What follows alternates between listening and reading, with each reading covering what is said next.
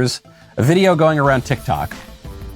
Every time I say that, I myself get a little chill up my spine. Nothing good generally goes around TikTok. There's a video of a sexually confused man who I guess identifies as a woman, who now claims that not only do we need to indulge his delusions, not only do we need to indulge the crack addict and give him pipes, not only do we need to indulge the thief and give him Gucci bags, not only do we need to indulge the sexually confused guy and pretend that he's a woman, but if we do not actively participate in that, if we do not sleep with the sexually confused guy, we are bigots. So if the only reason you don't want to date someone boils down to the fact that they're trans, that's transphobia right there. Let's go over a couple of situations. So if you don't want to date a trans woman because you want kids, well, you better be keeping that same attitude with cis women who are infertile, or that's transphobia. If you don't want to date a trans woman because you're not attracted to trans women, I would absolutely love to know how you're able to identify correctly who is a trans woman on site 100% of the time, because that is just impressive. I wish I had that ability. I'd love to be able to have even more trans solidarity. And then also just being super straight is the all lives matter of sexualities. It's not a real sexuality.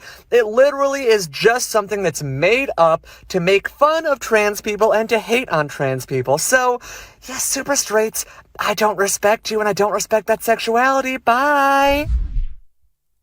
If I found out today that these videos are not being produced in America, they're not being produced by just random people, that these are all being filmed in Beijing in Xi Jinping's propaganda studio to disseminate throughout the West and destroy our civilization, I would be about 7% surprised. No, 3% surprised.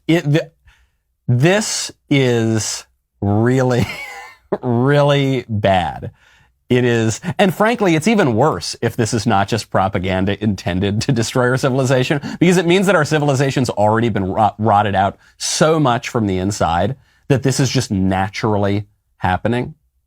The claim here is that if you can tell the difference between a man in a dress and a woman, then you are a bigot. He's really saying no one can tell the difference, right? He looks like Marilyn Monroe, doesn't he? You couldn't tell line him up, you couldn't possibly tell the difference, right? And if you want to marry a woman instead of a man pretending to be a woman, well, that's just evidence of your small-mindedness. What? You mean because women can conceive children and men can't? Well, then, what? So you would never marry an infertile woman? Well, what do you even mean by that? If you're telling me that the only difference between men in dresses and women is that women can produce babies, I mean, that's a pretty big difference. But there are other differences as well. This is clearly a disturbed individual. This is a man who's very, very confused about himself, about nature, and about the rules. He should be helped. A good society would try to help this guy, not to indulge his delusion and his fantasy. A healthy society should try to help the crack addict, not by giving him crack, not by giving him a crack pipe. The good society should try to help the thief, not by giving him Nikes and Gucci handbags, but by saying, no, don't do that. That's bad. If you do that, if you're a thief, if you're a crack addict, if you mutilate your body, you're going to have a bad life. That's not going to help you flourish. And so we're going to help you by laying out the rules. Men are supposed to be men, and women are supposed to be women, and men cannot become women, and women cannot become men. And men and women go together. They are complementary, and they come together and they form a marriage. And then they can produce children. And not everyone can produce children. It's a fallen world. There are imperfections. We all suffer. We all carry our cross. But that's the way the world is ordered. There are rules. There is a purpose, not only to life broadly, but to the individual things in life. And we can know something about that purpose.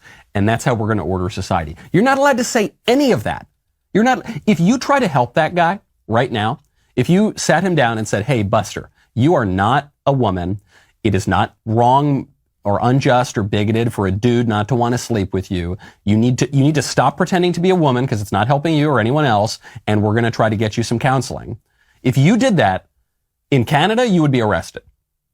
If that guy were your son and you did that in Canada, you would lose your son. You might lose your kid here in America in many places. If you were a teacher who said, hey, we want to help you, and you'd be booted out, you'd be kicked out, you'd be fired. There's a law now in Canada. If you sat down a guy who knows that he's a guy and said, hey, you're actually a woman, that would be totally fine. You sit down that guy who thinks he's a woman, you say you're a guy, you could be arrested for it. There are still rules. It's just that the rules are in the direction of delusion and falsehood. So the way we think of it now, the way on the left and on parts of the right actually, is that the rules are bad. They don't let us be free. Look, if that man wants to pretend that he's a woman and mutilate himself, that's fine. That's his right, man. Hey, if the crack addict wants to smoke a bunch of crack, that's fine. And on the left, they say, we're going to pay for you to smoke the crack. And on the right, they say, don't make me pay for your crack, but you can go smoke crack if you want. But both of those are wrong.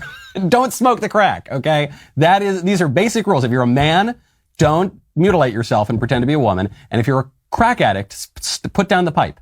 Do not take the pipe. The rules are not oppressive. Repression itself is not oppressive. If repression is repressing bad desires that enslave you to bad appetites, the rules can be a great source of strength and comfort.